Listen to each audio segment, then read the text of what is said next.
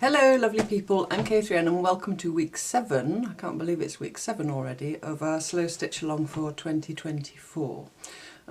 Before I get into that, I just wanted to refer to the tea and rust dyeing. I did a 2-part video a little while ago and I rust dyed an old vintage apron and some papers. And I just wanted to refer you to, if this is something you're interested in, Mary Ellen's channel. Mary Ellen is Canadian, I believe, and her channel's called Red Parrot. I'll put a link down there.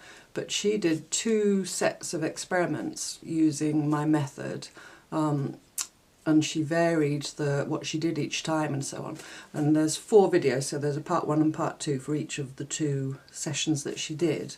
And I just loved her approach. I don't know if she is or has been a scientist, but she really follows a scientific method and explains what she's doing and why she's doing it. So yeah, it's just wonderful. So if tea and rust dyeing is something you are trying, have tried, want to try or whatever, I really recommend that you go and check out those 4 videos. Lots of information and yeah, just a wonderful way of explaining and presenting. So that's that. So I shall put those to one side. So this week we are the 12th of February, so we're 2 days away from Valentine's Day. So it seemed a given that we have to do something, don't we, themed around love. So I've given it some thought because I wanted to have a story behind it, which is something I like to do. And my story will be about my 2 grannies, and I'll explain to you why when I get, to the desk and into it. Your story obviously can be something completely different. And the words that I've chosen are, sorry, I can't actually remember what other words I've chosen. I'm probably now looming into your face in a weird way. I wrote them on this little scrap.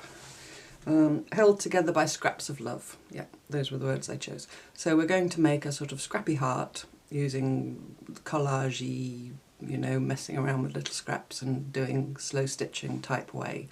And then that will become part of a page in the book. So without further ado, let's get on with it. Okay, so here I am sitting at my desk with my 2 grannies. I just watched back the opening segment of, me talking to you that you just saw. And I don't know why I said love in that strange way with that. I think it's called vocal fry when you go love. So apologies for that if it was a bit weird. Anyway, so these are my 2 grannies.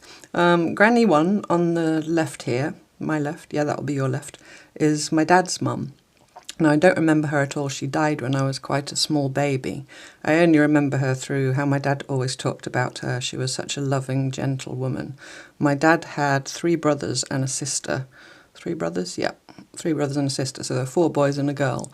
And they lived in a tiny little 2-up, 2-down house. And they were very poor. And my grandfather, her husband, was a painter and decorator, I believe, by trade. And he was very much of the old school, he gave her a bit of money to feed everybody but kept the rest for himself, and was quite a hard man. But she was very gentle and loving, and yeah, my father absolutely adored her. And her name was Valentine. So that's my dad's mum, that granny. And my other granny, this is my mum's mum, who I knew much better. She passed away in 2004. 2 months after my youngest child, my daughter, was born. So she met my daughter before she left us. And that's my grandma Elsie. And yeah, I adored her. There's a book that I made in her memory. There's a little flip through on my channel. Now, she was born on February the 14th, 1930. So that for me, on Valentine's Day, I always think about my grandma Valentine and my granny who was born on Valentine's Day. So this is my story for this week's piece. Okay, so I have done some pre-preparation of my page here, as I've just shown you my 2 grannies. This photo, actually, it's 2 photos. They're at different weddings on different days at different times. I've photocopied them, cut them out and stuck them together as if they're standing together. So I was really pleased with how that came out, considering it wasn't the same photograph. In the background, this is an end paper from an old vintage book that I've stuck on just with, glue stick. So that's all I've done off camera. Apologies for that, but I wanted the glue to be dry. So what I'm going to make for the stitchy part is a heart. No surprise there. So all I did was I got a piece of paper, just a scrap of paper, that was about the right size. Actually, that's quite nice as a frame around my grannies. That was about the right size for my page. And I folded it in half if you want your heart to be symmetrical. If you don't, you could just, you know, draw or cut out a heart, a winky wonky heart. But I folded it and, you know, I just cut. I find I'm neater cutting than drawing. I just cut it out, I didn't draw. So that's my heart shape. So this will be my template. I'll just put my book with my grannies to one side. Oh, just before I do that, yeah, I then checked if you're going to put a photograph or something that you want to be hidden by your heart. I just checked that my heart did indeed cover them up. So I'm going to attach it somewhere here so you can flip it up and see my grannies. Okay, so here's my template. Put the book to one side.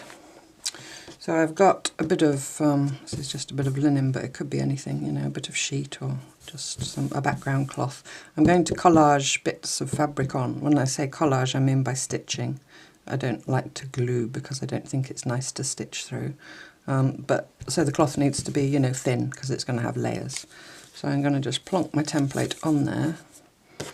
Get a pencil, not that one. I always like to use a soft pencil because it shows up better.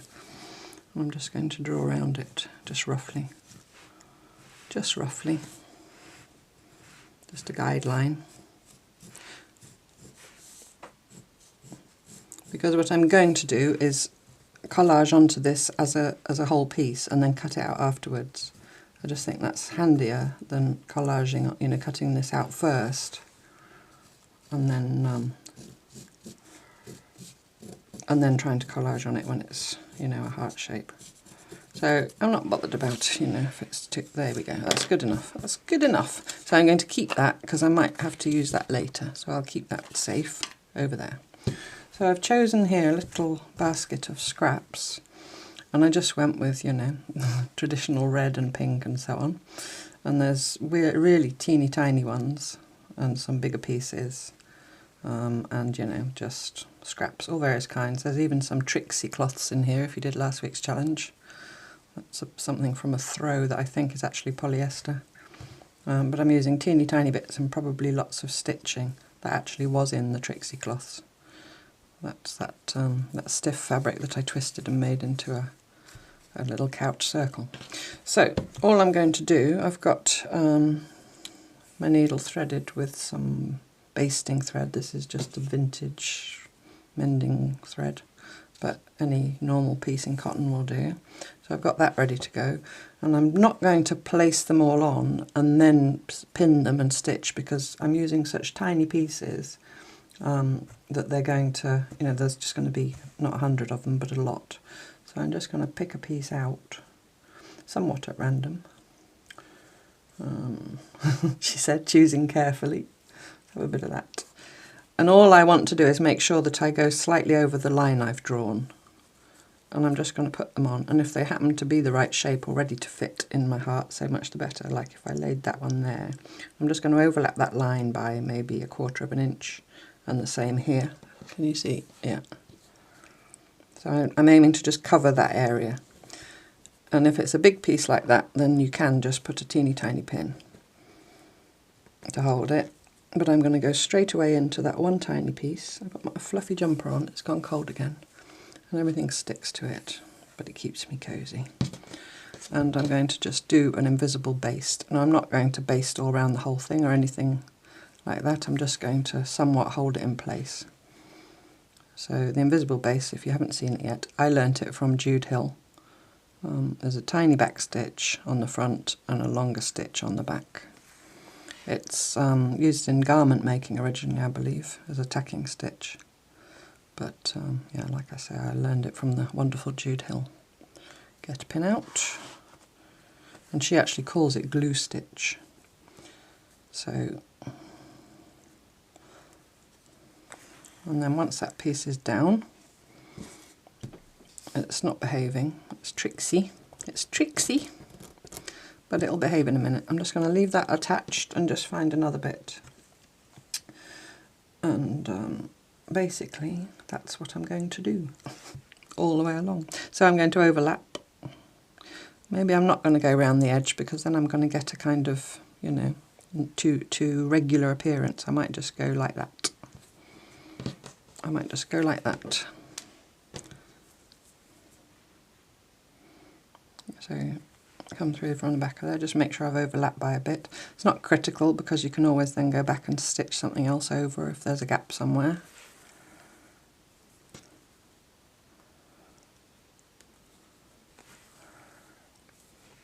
And it's actually really nice to do with just a, you know, a regular piece of cloth, or you could, if you're doing the stitch meditation scrolls, instead of laying them all out, pinning them and, you know, pinning a section, you could just do it like this, just pick them up, put them on, stitch them down.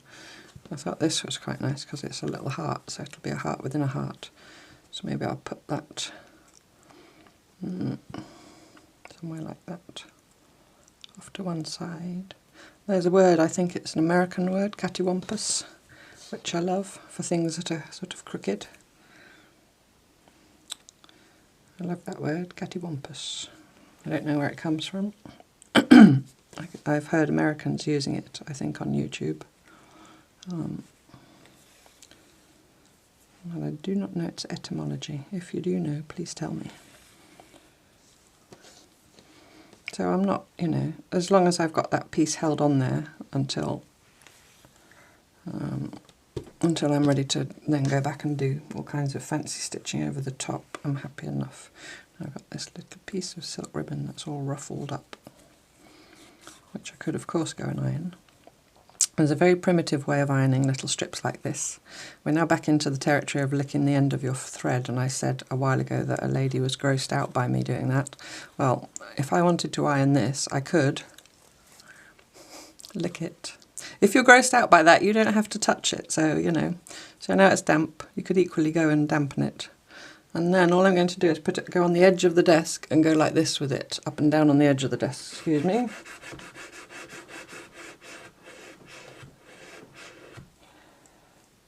And the other side. There we go. And now it's somewhat worn out because I was a bit rough with it, but it's now flat, so I'm going to now leave it flat to dry. That's a primitive way of ironing a little strip of cloth. Oh dear. It's a tip. So I'm going to leave that to dry before I try and stitch it. And I've got this bit of sari silk. This I think I cut out of my Trixie cloth piece last time. So I'm going to go over there like that, I think. So I'm just trying to, you know, vary the direction and so on. So it's really scrappy. And I'll just move along somewhere with my needle and thread. And that little piece of blue, if I don't want blue in my piece, I can always cover it up.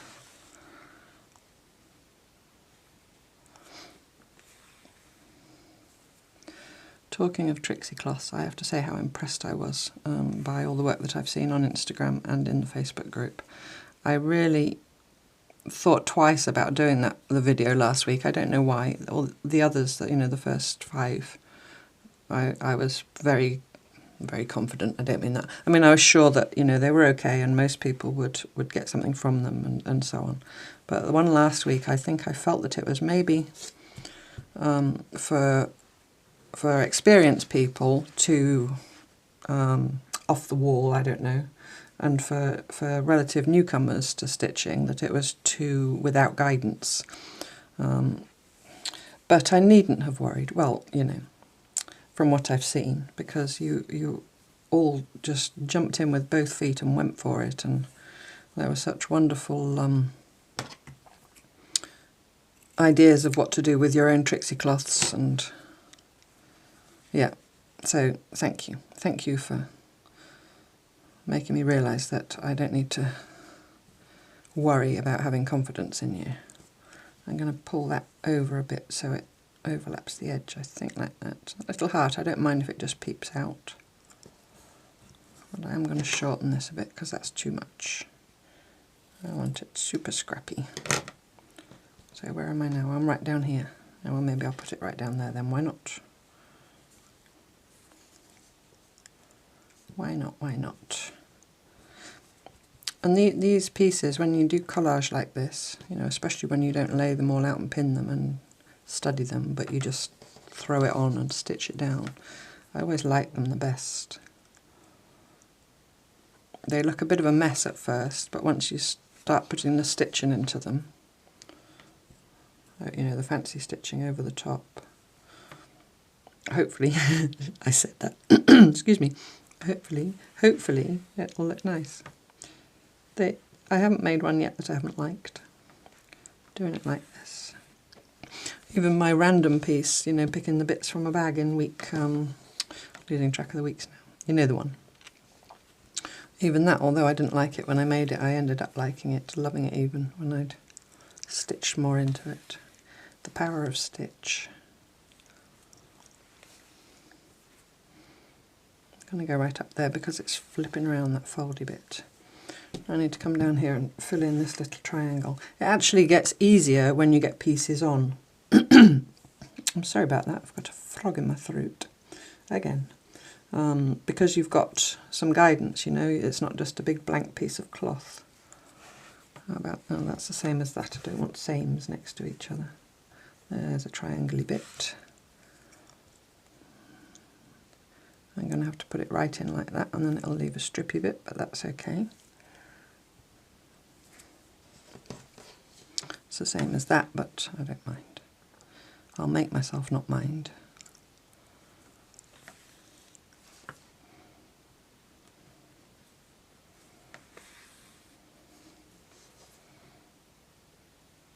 So yes, my two grannies. My granny Valentine, my daughter, who's called Lily, after my auntie Lily. Her middle name, one of her middle names is Valentine as well. Everybody always called her Val, and I think probably many people. Is my bit of spat on silk dry yet? Nearly. I think many people thought she was Valerie, but she wasn't. She was Valentine. Valentine Hilda was her full name. Her given names. Just have a little dig.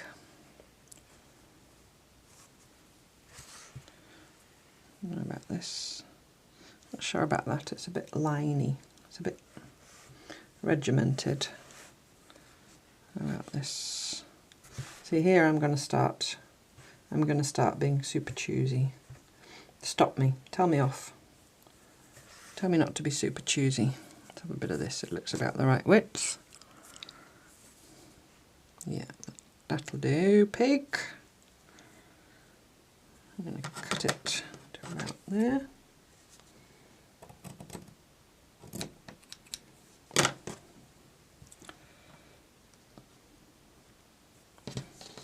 And come across.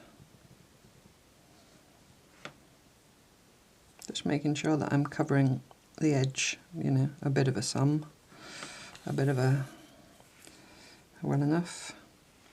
I'm not worrying even if my stitching goes into the, you know, past my guideline and gets cut, because this is only basting. I wouldn't even worry if it wasn't, to be honest.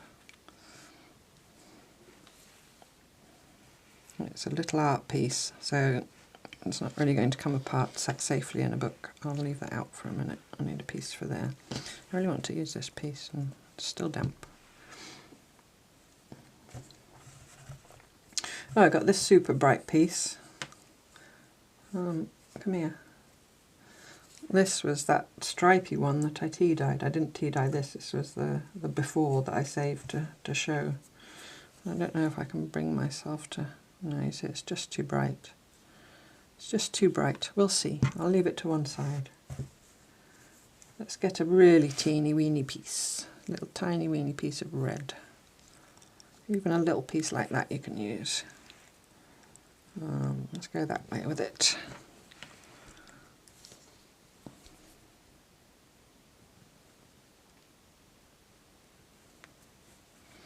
So your only goal is to cover up your whatever the shape that you've drawn, which, you know, doesn't have to be a heart. People might want to do something different to a heart. You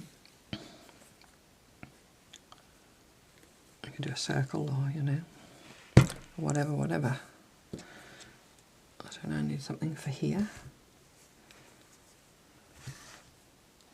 That's only very vaguely pink. It's a bit light.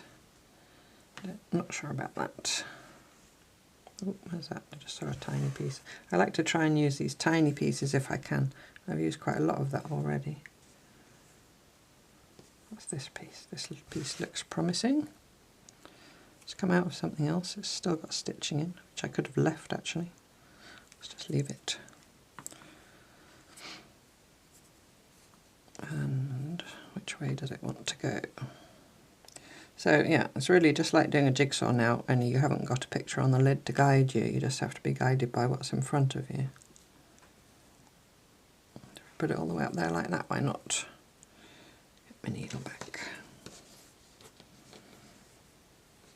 Again, it's being a bit flipsy-upsy. I might get a little pin and a plique pin. Somebody said in the comments that she'd started, she is an American lady, that she'd actually started saying applique, and a friend of hers had pulled her up on it.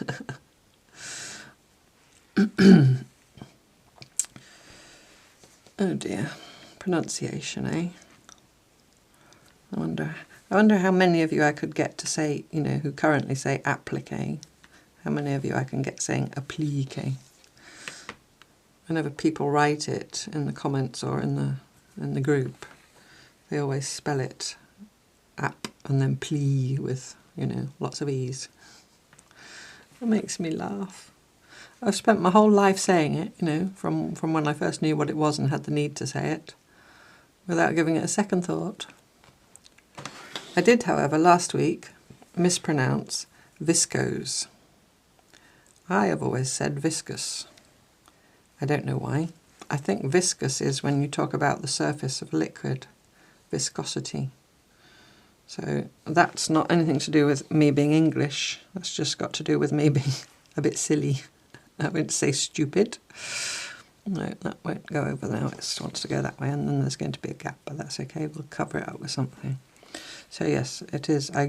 When you Google, you can click on the little, what do you call it? Like, it looks like a little loudhailer, and some automated voice says it for you.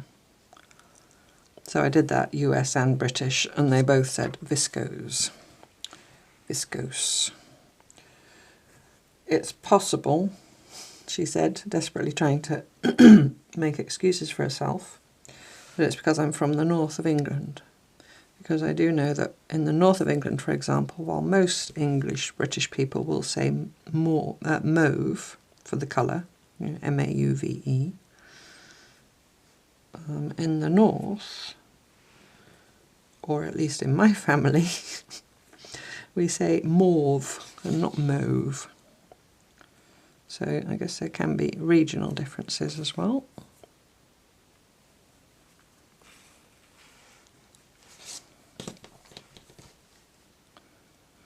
But as long as we all understand each other, that's the main thing, isn't it? And it's fun. It's fun to learn these differences, different ways of saying things. It's all part of getting to know each other, getting to know each other's little ways.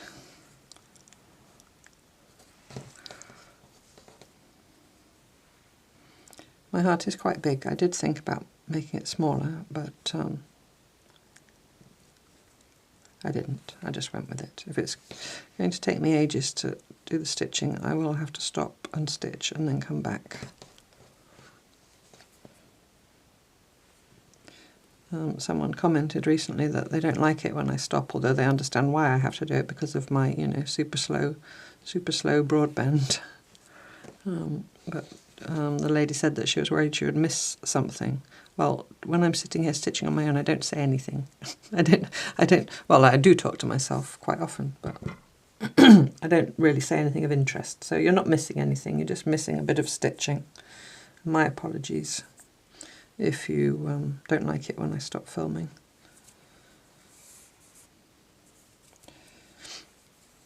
We don't want a great big lump of that. We'll just have a tiny piece of it. Because it's really limit in terms of is it red, because it's nearly brown. But in the interests of being scrappy,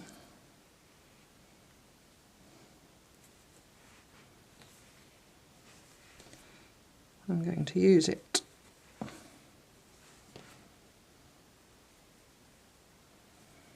if you haven't got lots of scraps, you know, enough to have a huge selection of just one colour, in this case red, you could also paint little bits of cloth.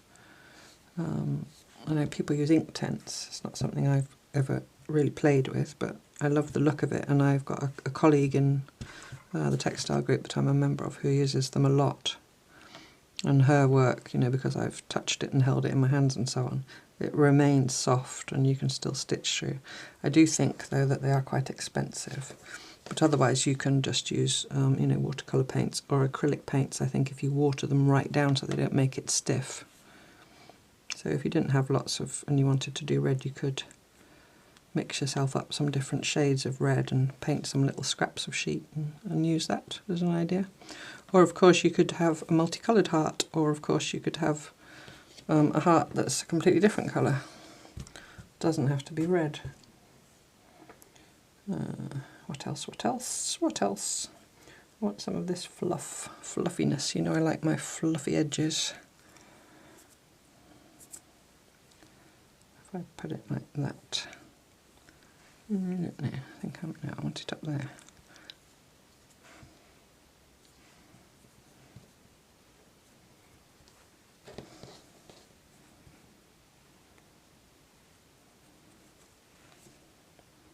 And sometimes you think, oh, I'm covering up that lovely little bit that's there now, but I'm just going to keep going. You can still see a bit of it poking out. I hope you can see well enough what I'm doing. Oh, no one's read it with my needle.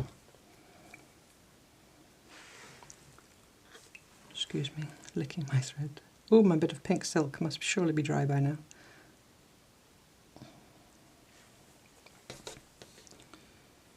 I'm excited now to use it. But yeah, and this is only for me. Obviously I wouldn't do that if I was going to give it to someone or sell it or anything like that. I'm going to have to get a new bit of thread. Because it probably is a bit what my children would call gross. I'm going to cut that tail off, otherwise it will probably find its way through to the front at one point. So now, because I'm starting a new thread, I think I'm going to go back down here. Put my bit of pink silk like that.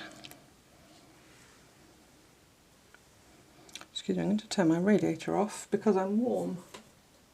There'll be a beep. Oh, there was a beep. Oh, which makes the dog come running.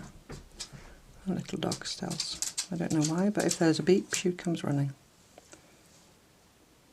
I wasn't beeping for you. Like she's been paged. Paging Stella. Go back to where you were, which was on the bed sleeping with Fred.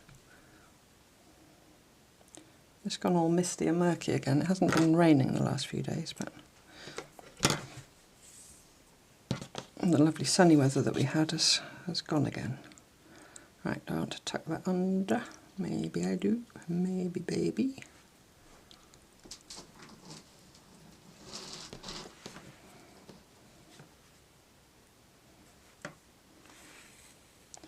So yeah, so Fred and Stella have, well, Fred who has his little cat door so he can come and go as he pleases. And he's been in a lot. Doesn't like the murky weather. In summer, in the nice weather, he always comes in to eat twice a day at least, but he sometimes even sleeps outside. I think he holds up in one of the barns, you know, although he could quite happily sleep inside. Or maybe he's out and about all night and sleeps all day. That's probably more like it. Now the radiator's going to make annoying noises because I turned it off. Don't be naughty. See, it's being tricksy. Its little strand is getting caught in the sewing thread. And I'm going to trim that later, so I won't waste that lovely bit of silk. It'll fall off when I trim, and then I can save it. And I've got a tiny gap here, so I need to do something about that at one point. I'm going to carry on up here in this area at the top.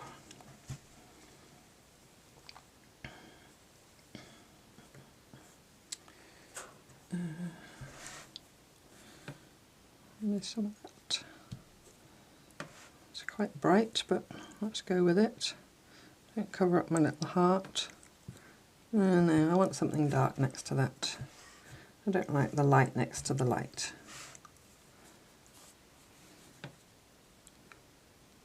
That's better. Turn it round now, because this edge is slightly nicer.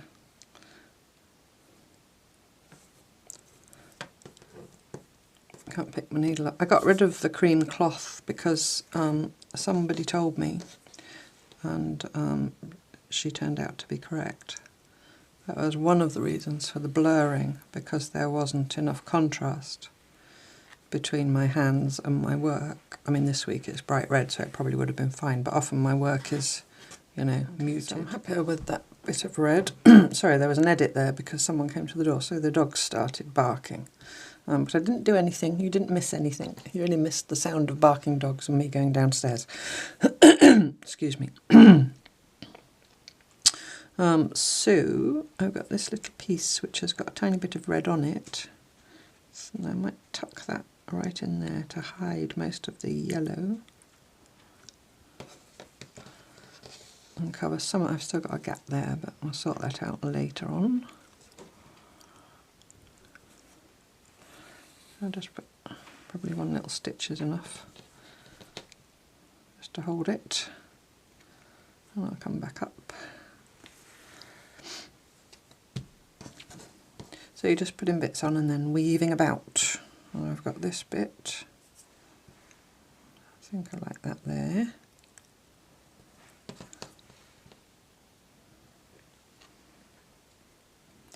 It's so liberating not to worry about things fitting, and knowing that if you leave gaps or things start coming apart, even when you start the fancy stitching, if things start coming apart, it's so forgiving. You can just put some heavier stitching to hold it together, or you can stitch another bit of fabric or trim or something over the top. There's no stress, no worry. No worries. I think they say that down under, don't they? No worries, mate. Apologies for the awful accent. A lady sent me a clip. Joyce. Hello, Joyce. Sent me a clip to a video of someone saying, she'll be right. Awful, again, Australian accent. But it reminded me of, in Yorkshire, they say, it'll be reet, which is it'll be right, but they say reet for right, meaning it'll be okay. Very similar to the Aussie way of saying it.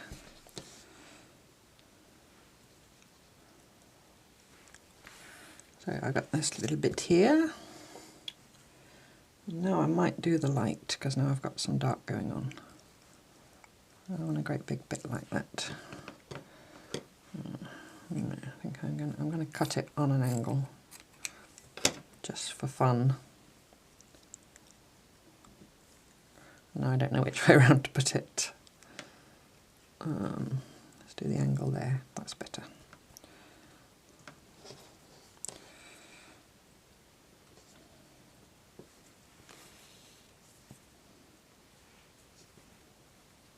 Fred has now come into the room because of the dogs barking, probably woke him up.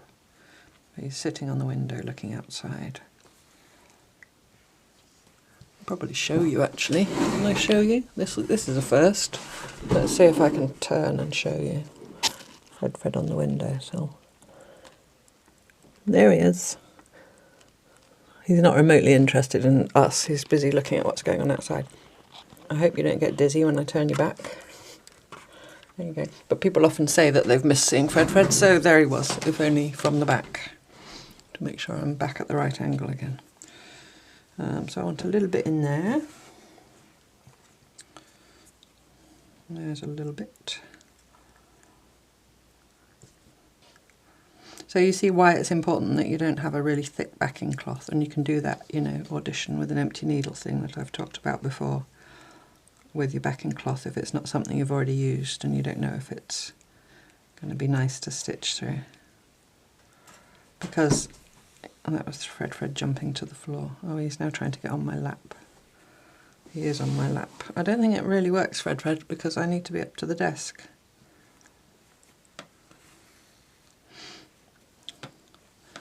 I'll to see my line, where my line is. See, there's my line under there. I'm going to cut that little pointy end off. I now feel I can't move because Fred, you know that thing, if you've got cats, oh, he's gone, he's jumped off again.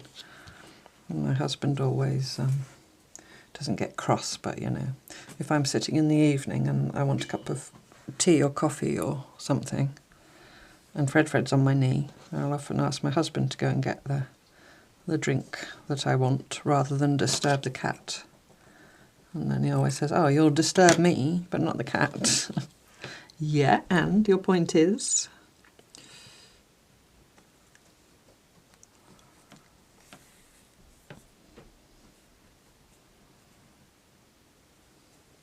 There's a story about the Irish poet W.B. Yeats, who apparently was an animal lover. And there's a story that he was wearing a coat, quite an expensive coat, and he went visiting somewhere and he put it down on a chair. And when he got up to go, a cat was sleeping on the sleeve of his coat. And rather than disturb the cat, he cut the sleeve off and went home with his coat missing one sleeve. I just love that story. I hope it's true. I'm not going to check because I'd rather just, you know, go through life thinking it's true. You can Google these things and find out that they're wrong. But there's no harm in believing that story, is there? So I'm gonna believe it. Lovely old William Butler Yeats, lovely poet. If you don't know his poetry, have a look for him. But don't find out about the cat story and then tell me if it's not true, please.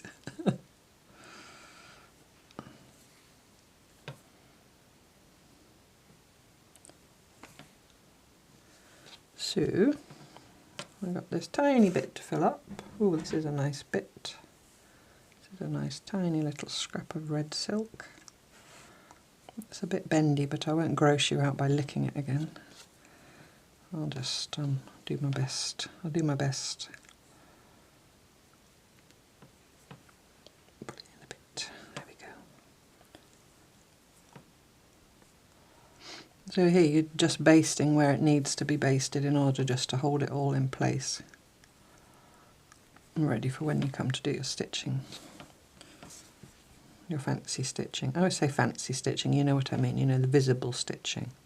I don't really consider what I do at least fancy. It's nearly always just a kind of cantha inspired running stitch.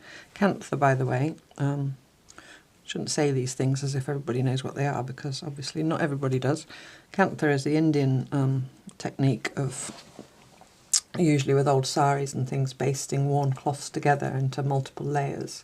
And then they do long lines of parallel running stitch. That's the basic cantha. There's also a different kind of cantha, which is fancier, which is kind of embroidery, making pictures with stitching. It's, you know, that country's version of making quilts from scraps, or household items from scraps, so as not to waste anything. And it's cantha, K-A-N-T-H-A, if you don't know that it's spelt like that. Another bit of my, this pink shiny stuff is, it was an old chair that I bought in a junk shop, and the cover was absolutely falling to bits.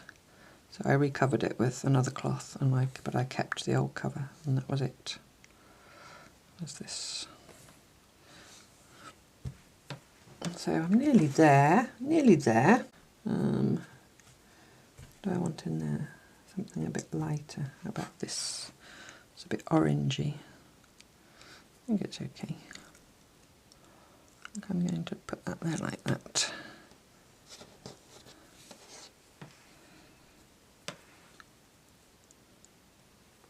So come through from the back. And sometimes I make a mistake and take a big stitch on the front if I get out of the rhythm of it. And here I'm using a pretty neutral thread. I think if I did that I just wouldn't bother, I'd just leave it and it would get hidden.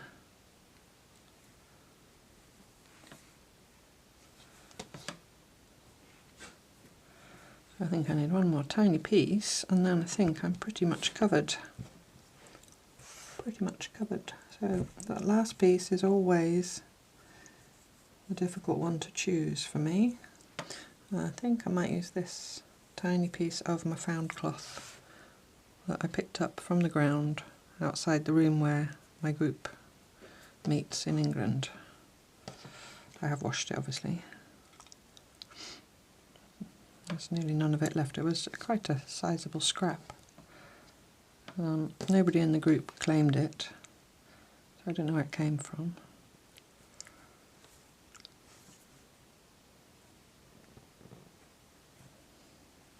I don't really find cloths here, it's too rural, you know, there's not enough people to make litter, which is a good thing.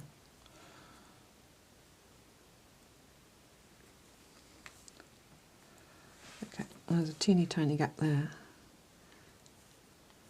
but I'm not going to worry about it. I'll see later if it needs something more. I think that's my last basting stitch. So there's my scrappy little heart.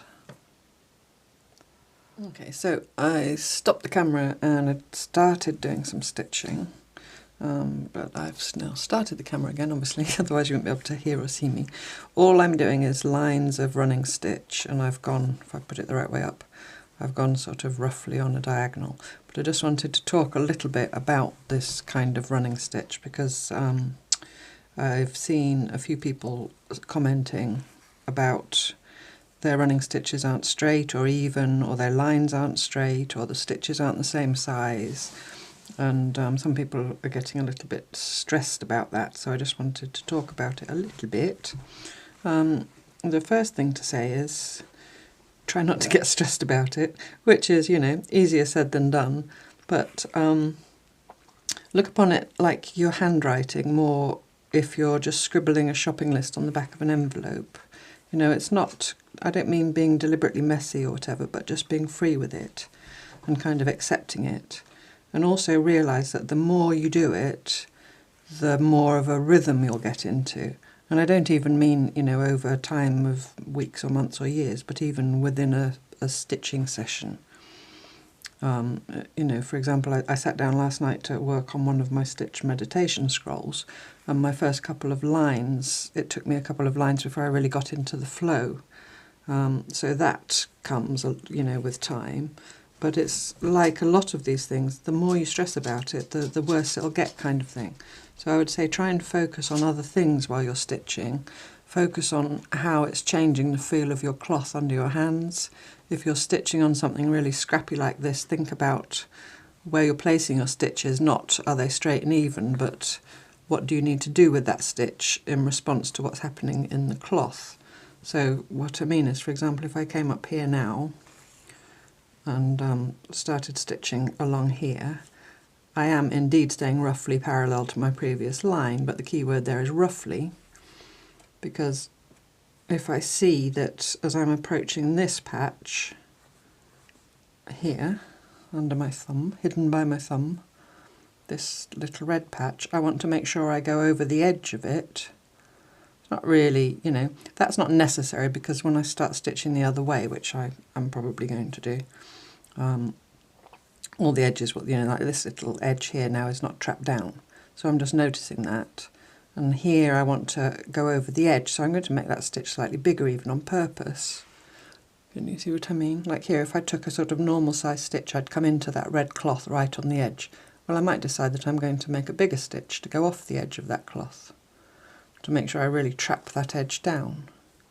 And then I might just notice, you see, that that stitch is much bigger than that stitch. And I could then, if I wanted to, just pull the tension up slightly to shorten that stitch. Without, you know, like I said, without stressing about it, but just noticing and thinking when you place your stitches, what the stitch is doing, feeling in your hands how the cloth's changing, looking how the stitches relate to each other. I often like to stagger them so that they don't all end up, you know, well, the stitches and the gaps all lined up. So here I might say if I take this stitch now here, it'll be exactly parallel to that. So again, I might go slightly bigger with the stitch to come somewhere in the gap of that adjacent row. So I think if you're thinking about things like that, you're not thinking about, oh, my stitches are wibbly wobbly and, you know, my lines aren't straight and so on. See, I've taken quite a big stitch there to jump across there. And now I'm going to go back into my... You will have a rhythm. If you don't have a rhythm now, then it will come at one point. Like your handwriting, you will have like a stitch hand, if you want to call it like that. But there's no one getting a ruler and putting it on your work and checking that your stitches are all in line, or that they're you know, an equal size between the stitch and the gap, and things like that. It's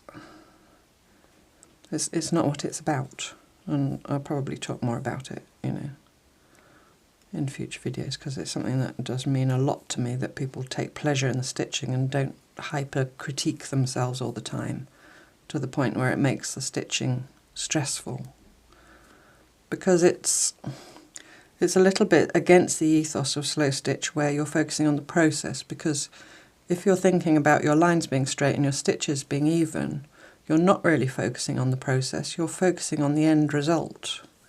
And I don't mean to say, you know, wag my finger and say, you're doing it wrong, that's not slow stitch. I don't mean that at all. I'm just kind of giving, this is like almost a stream of consciousness type thing. I'm almost thinking while I'm talking. But anyway, I hope all that wittering about stitching is helpful to some.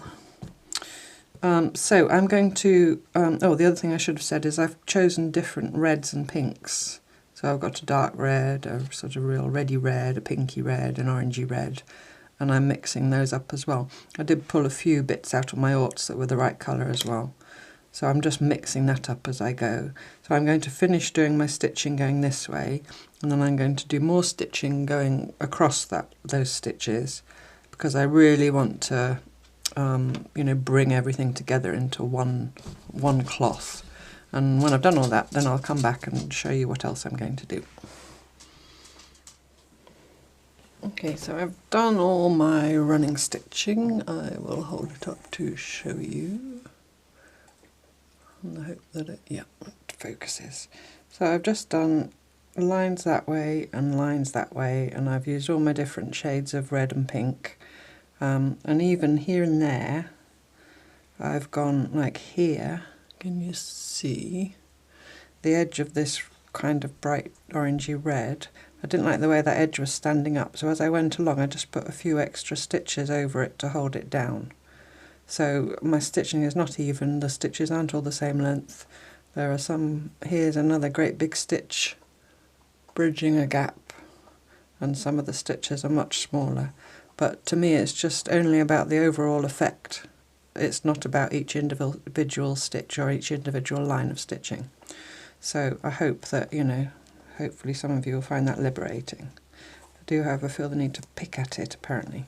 Okay, so I'm now going to cut it out. Now, if you are a bit freaked out by my cavalier attitude towards cutting through stitching and so on, what you could have done, once you'd basted your little cloths on, is put your template back on, pinned it in place or just held it, and then drawn around it with one of those blue pens that disappears with water, and then make sure your decorative stitching stayed within that pen line, or a pencil, or, you know, just something that would show. And then when you'd finished your stitching you can just cut it out on that line. But like I said, I'm not worried. I know some of you are making quilts and wall hangings and things like that that are maybe a bit less protected than my piece in a book. So it's maybe more of an issue. If you did want to put it into a quilt or a wall hanging or something, you could cut it out, and then I can say the word, applique it onto you know, a backing square or something, and then probably then the act of whip stitching it down would anchor any little threads that you'd cut through. So I'm just putting some of my little applique pins all around the edge, just to hold it while I cut it. Stop it shifting. And you see it has shrunk a tiny bit because I had overlapped the edge, but I've just positioned it enough so that I've got some good stuff everywhere. And if I cut it out and there's some linen showing and it bothers me, then I'll just shave a bit off here and there. It's, you know, it's a scrappy heart, so if it ends up wonky, it'll be wonky and scrappy.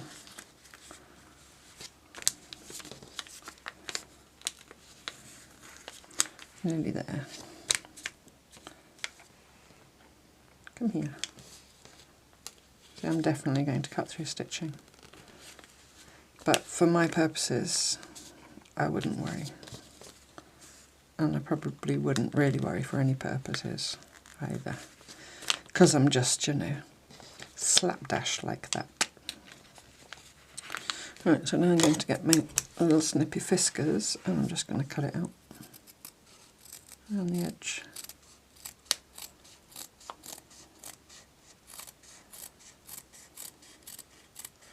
And if it's jaggedy, I don't mind.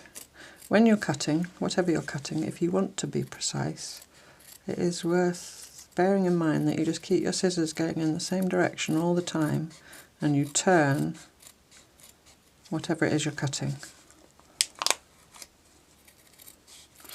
And then you get a much neater edge than if you try and, you know, turn your scissors. She said turning her scissors. I was thinking of doing some couching. I had those thicker threads out, but I didn't in the end.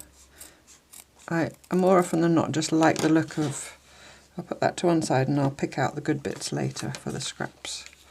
I just more often than not like the look of just the cloth and the stitching. But of course if you wanted to put beads or lace or trims or, you know, buttons or whatever, you do you, as always. I'm just a simple soul. No, it's just, I just like, so the minute I've cut it out, suddenly it looks like a thing. I hope you agree, because now it's a heart shape. And here and there bits have not been, but that, I'm quite happy with that. See my little, I hold my heart in my hands and I show it to you. Gone all soppy and Valentine's-y. Right, so in order to attach it to my book, what I want to do is I want to put a button. I want to sew a button onto my page. So firstly I'm going to put it over my grannies, sorry grannies, and decide where I want it to be. Probably there-ish. And then what I thought I would do is I've either got this bit of silk ribbon or I've got this bit of red wool, and I prefer the red wool, but it's just if I can manage to stitch it to the back of the heart in such a way as it will stay. I think probably if I put a knot in it, it will. I think I just like it more. I'm more of a red wool girl than a pink ribbon girl. So I think I'm going to stitch a little loop of that to the back of my heart. And then I've got a button here somewhere safe. It's a vintage mother of pearl button. So I want to sew onto there and then hang my heart from the button. So the button's obviously going to get, let's make sure I've got, in fact I'm going to put a little mark with a pencil. Somewhere there. Just get it closer to me, excuse me, so I can see what I'm doing. So that I can see that I have made a mark. Right, you probably can't see that, but I can. I've made a little cross.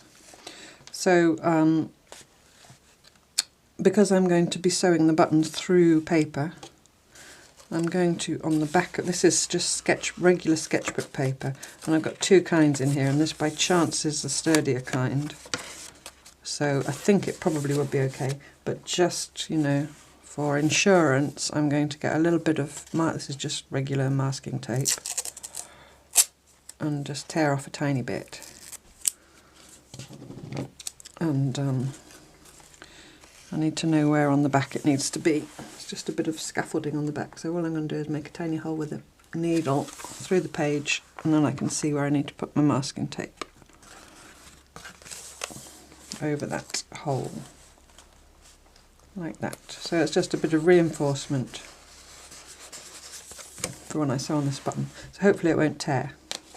And I think I want to sew it on with red, because I quite like the idea of a red cross in the middle of my button. Excuse my arm. So So I'm going to thread my needle.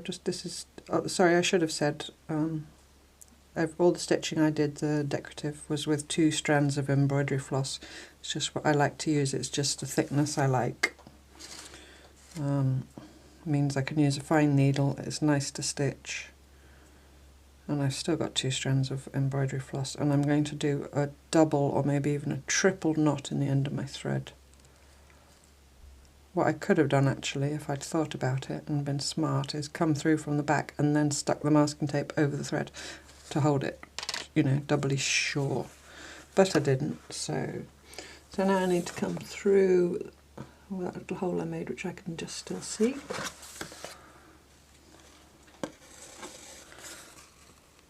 There we go. I'm not going to yank on it. I'm just going to move myself some room, turn it. And now actually what I've done is, I shouldn't have done that. I'm going to move my button slightly over because my dot would have been in the middle of the button and my button's got the 4 holes. So I'm just going to move it so it's roughly between my 2 grannies' heads. This is just me being, you know, a bit pernickety. And I'm going to go straight through the paper and the masking tape to the back. I hope you can see what I'm doing. It's quite important that I see as well.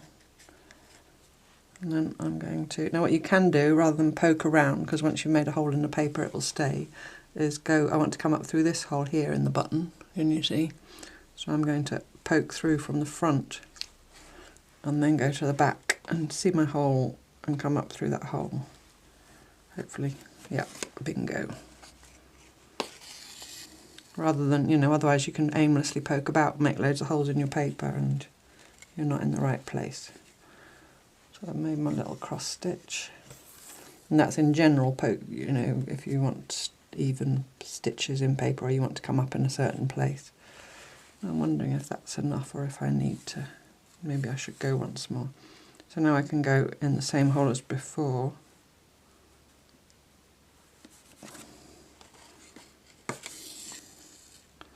I'm just going to do a double cross, just for security's sake, and then I need to go in that hole, I think. I mean, it doesn't really matter here if I had made a few holes that I shouldn't have made. It's just if you're doing, you know, stitching in journals or things like that through paper. And it's important to you that you're neat and you don't have loads of little holes. I'm saying holes again like that. There we go. That's good enough. So now on the back, on that masking tape, I could feel it made it quite sturdy. Am I still, yeah, just in shot. Just in shot. I'm just going to go under a couple of the stitches. And then I'm going to go under again, and this time I'm going to leave a loop and go through my loop. And through my loop again to make a kind of a knotty thing, and I'm going to snip it off. And you could at that point, if you were worried about it, stick another bit of masking tape over the top. So that's my little button. Now I need to judge, I can use this probably for sewing the bit of wool on. I need to judge the length of my bit of wool.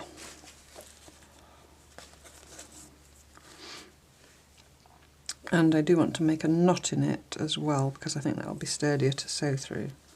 I can obviously adjust on the back where I stitch it. So I want it to be sort of at least that long, I think. For starters. Now I'm going to make a knot. If I tried to stitch through that, it's just all going to pull apart. It's going to be, I should have made a knot and then trimmed. I like to make my life difficult. What I've got there. Whereas now I can stitch through the knot, you know, and it's got a bit more substance to it. So what I'm going to do is put that over the button, gently, gently, gently, just to where it would go. And I want it about there, I think. About there. excuse me fiddling. So now I'm going to get, I've got my thumb over it where I want it to be. I'm going to pin through the knot. I'm just going to pin. What I'm going to do is I'm going to go in and out one side of it, over it, and in and out the other side, just above the knot, in the hope you can see. And now I can get it off its button. I hope. There we go. Come on, off you come. There we go. Did you see how I pinned? So I went in the cloth either side and just trapped it behind. So now I can stitch it on.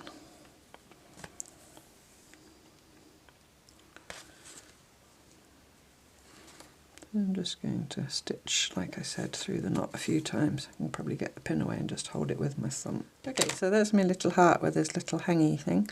Of course, if you wanted to do blanket stitch around the edge or something, if you thought it looked unfinished, then again, entirely up to you. So that will hang on there in a minute. But first of all, I've got something else I want to do. Now, Maria. Pretty sure it was Maria. Maria, who said she was going to be off sick this week because I threatened French knots. I'm going to do 2 French knots. Now this is something I learned when I made my Keeper of Memories book on the course with Alexandra Castro Ferreira, who's a Portuguese artist. I'll try and remember to put the link again to her website, but my Auntie Lily's book. And it's something that she did which I loved, which was to put a tiny little French knot through a picture of a loved one to show where their heart would be. Now, if some people get freaked out by, you know, stabbing through photos of their loved ones, obviously it's entirely optional, but it will require me to do 2 French knots through paper. So before I do them through paper, I've got my little sample here, and I thought I would just quickly show you, if you don't know how to do French knots, Maria. I don't remember your surname, so I can't really, you know, drop you in it. I'm sure there's more than one Maria watching, but you know who you are. You know who you are. So I need a bit of thread, which I can't find. I can just get, excuse my arm.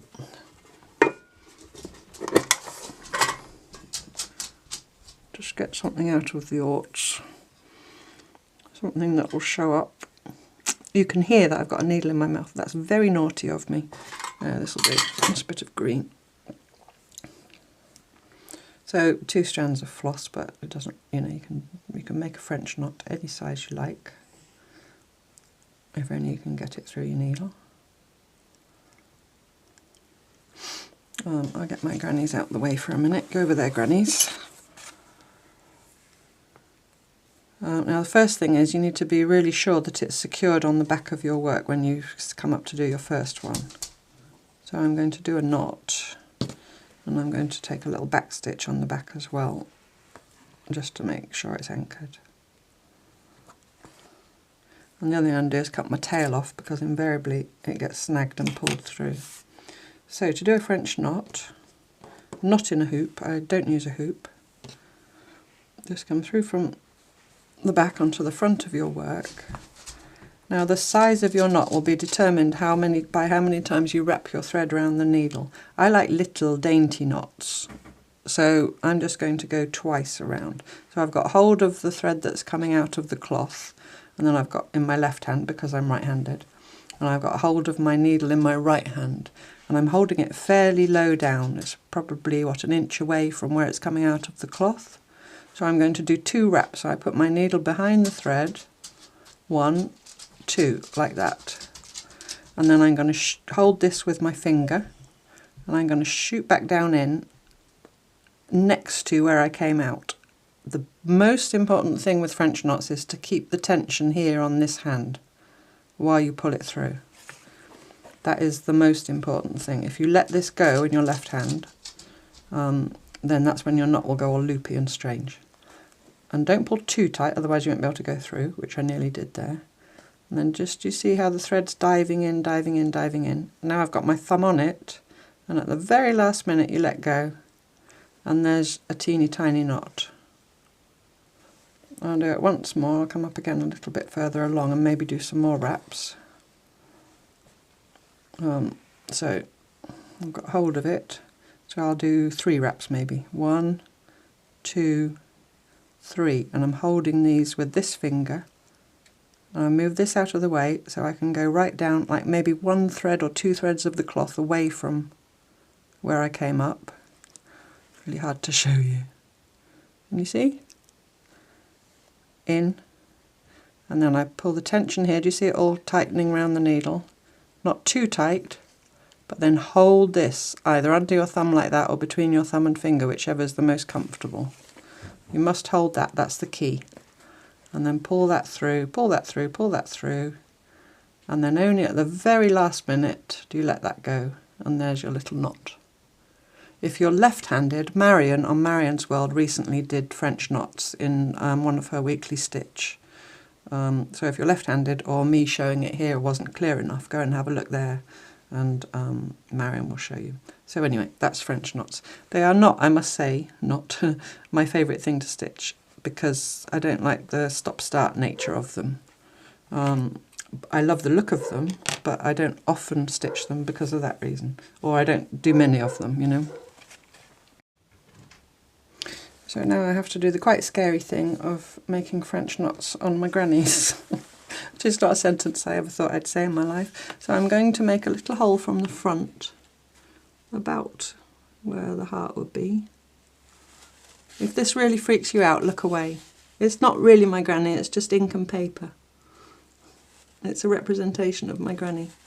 I'm going to make a hole so that I know the right place, and I'll make a hole in my other granny while I'm about it.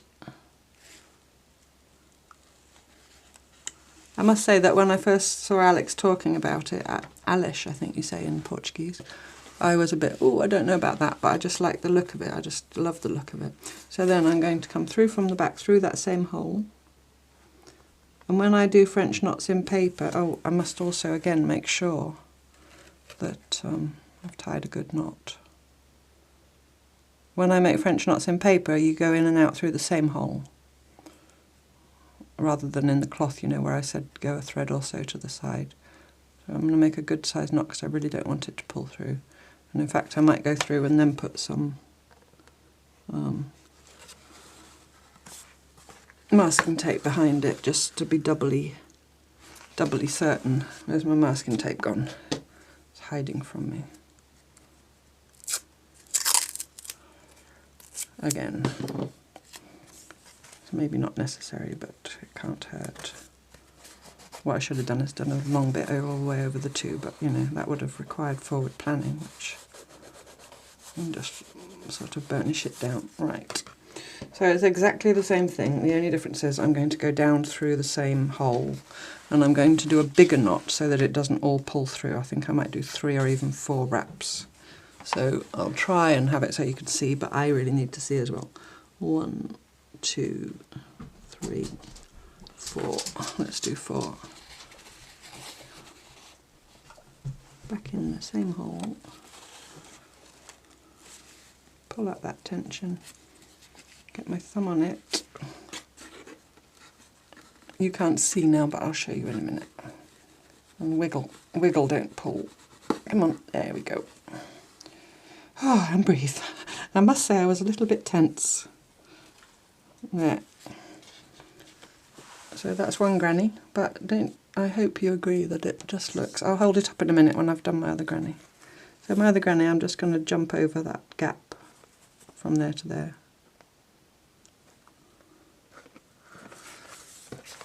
Rather than stop-start. Right. So same thing again. 3 wraps. 1, 2, 3. Back through the hole. So I can't see. Okay. Pull up the tension. Hold my... Ooh, no. Hold my thumb down on that. And then gently pull it through. And only let go at the very last minute. There we go. And breathe. It's quite stressful in paper. Plus there was, there was a lot of work involved with the photocopying and all that, so if I messed it up, I really would have had to do a lot again. So I'm going to now just go around that strand and go through and go through again and pull it up. And then, because I just really don't want that to, you know, pull through on the front, I'm going to use yet more masking tape just to stick it down. And then I'll hold it up to show you before I glue my words on.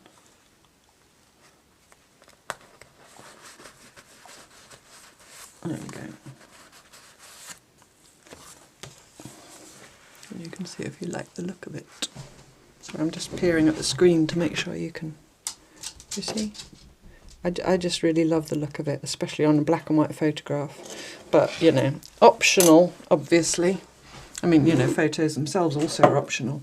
So now I've got my words. Now this is just on a little scrap of paper that had been tea dyed, and I've inked the edges. If you're a journaler or a scrapbooker or whatever, you'll know what I mean. But I've got a tiny little ink pad, and I use the actual ink pad itself because it's nearly dried out. You just go around the edge like this, you know. I just like it then when you put it on there, it gives it a little bit of definition. Again, optional if you don't have that kind of thing. You could also, if you didn't have, I only wrote it there because it wouldn't have shown up on there. I need to glue. I can use my heart template to glue on. I'm just going to use glue stick. Ooh, my glue stick's kind of disintegrating on me. Yeah. Try and spread it. There we go.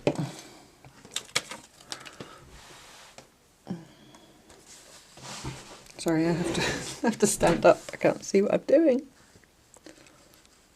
because it has to be straight. Some things I don't mind wonky, but some things just have to be straight. There we go. And where's my heart? There's my little heart, which is going to just go on that button. Like so, carefully. There we go. And there we have it. So there's my scrappy heart.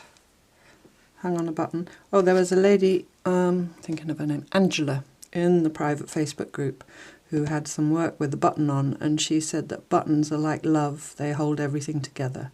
And I just love that, so that was what gave me the idea for the button. So thank you, Angela. Maria, I hope you go for the French knots. So then you can lift the little heart up, and then you see my two grannies held together by scraps of love. So all that I have to do now, I'll leave it a bit, you know, look at my grannies, my beautiful grannies. And now all I need to do is write my words. So sign, K3N, and a kiss, and date with the 12th, aren't we? Yes. And date 12/02/24. And that's week 7.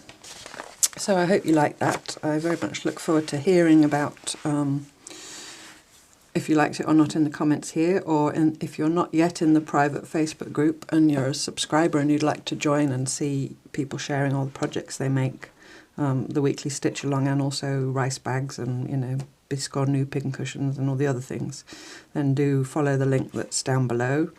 But I hope you like that. Happy Valentine's Day, wherever you are, however you celebrate it, or happy 14th of February if you don't.